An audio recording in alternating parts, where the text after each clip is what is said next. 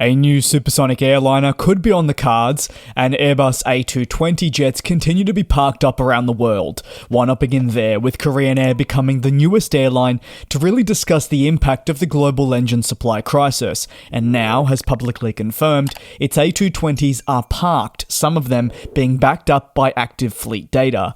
The South Korean-based carrier is not the largest operator of the Airbus single-aisle jet, so its overall commitment to the series is minimal compared to some others, but that doesn't mean the plane doesn't have some form of importance.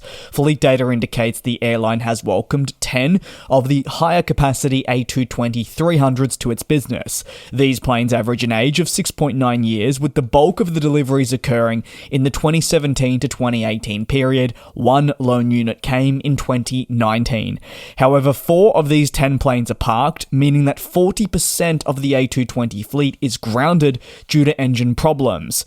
Unfortunately, Korean Air will feel the impact of this, with customers seeing cancellations and network reshuffling being required as the airline attempts to battle what is now a lack of available capacity. The A220 does star on the airline's domestic network, and away from this can be seen on short-haul international services too, given the close proximity of countries to South Korea. But now, across the busy summer season, well, domestic flights are likely to be reduced as the carrier finds way to not just respond to emerging demand trends, but also cope with 40% of its fleet for this type not being active. While only operating, again, I'll reiterate, a modest amount of Airbus A220 planes, Korean Air still seemingly feels the type has a use across its network.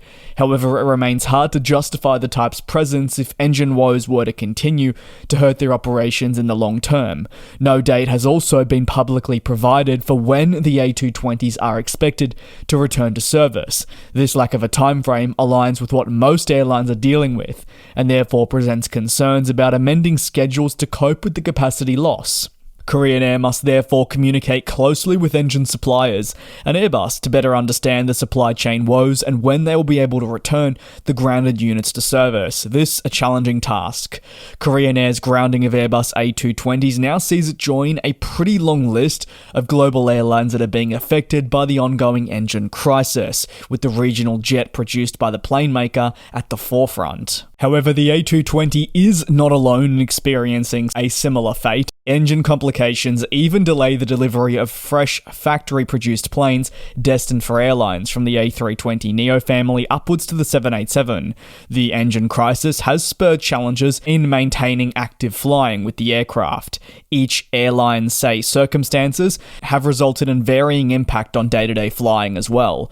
Some airlines have struggled to secure replacement engines as their existing ones undergo maintenance. These spares are essential to keep the units that are being expected flying at some capacity. On the other hand, airlines have also experienced lengthy visits for their engines and maintenance facilities, with work running overtime on a considerable basis quite consistently, therefore hindering planned re-entry into service. A lack of spare parts, resources, and maintenance backlogs, combined with damaged supply chains, have left airlines such as Korean Air with no choice but to temporarily ground some of its Airbus A220s. Into some more interesting news, the industry could welcome another supersonic endeavour, as COMAC studies the launch of a potential such plane. I have no idea what B-roll I'm going to chuck over this, considering this is all hypothetical at this stage, but the manufacturer seems very keen. So, known as the C949, the proposed supersonic jet would be capable of 1.6 Mach. It therefore would offer greater range than also the beloved Concorde,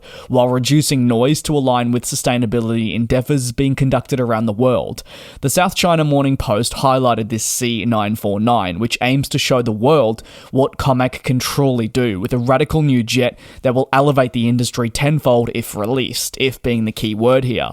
The revelation occurred thanks to engineers at COMAC publishing what is an academic report outlining the blueprints for the jet, aimed at offering supersonic flight. If achieved, and more importantly safe, this move would see COMAC propel itself above competitors for innovation. However, whether such a jet would actually be purchased remains another one of the many unanswered questions at this stage.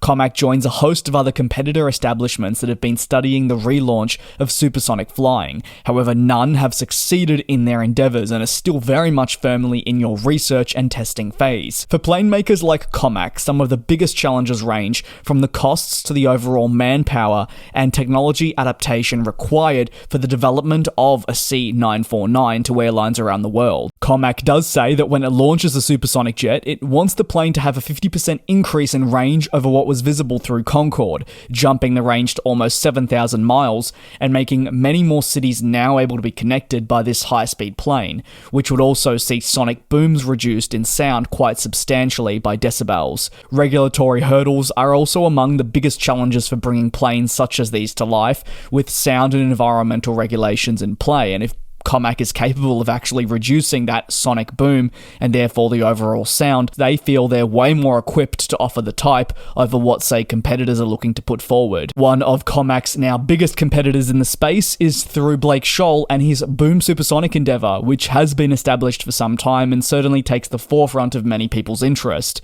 This business also aims to bring back supersonic flying through the industry.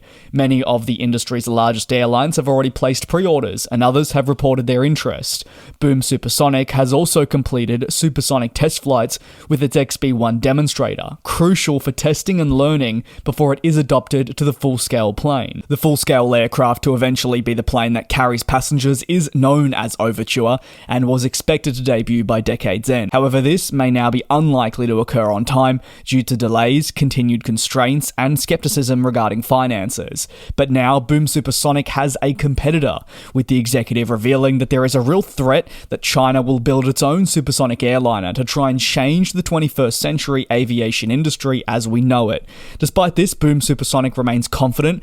Not only will it beat COMAC in a race to build the plane, but it will provide a more worldwide aircraft that's proven and adopted. While companies, yes, attempt to launch a supersonic airliner and replicate what Concorde was able to do, but in a cheaper, safer, and more robust manner, there are many onlookers who remain in a position where more questions than answers are provided, and a genuine business case never quite seems to be there. Keen to hear your take on both stories down below in the comments. Thanks a lot for watching, take care, be safe, and I'll see you next time for your latest industry recap. And we'll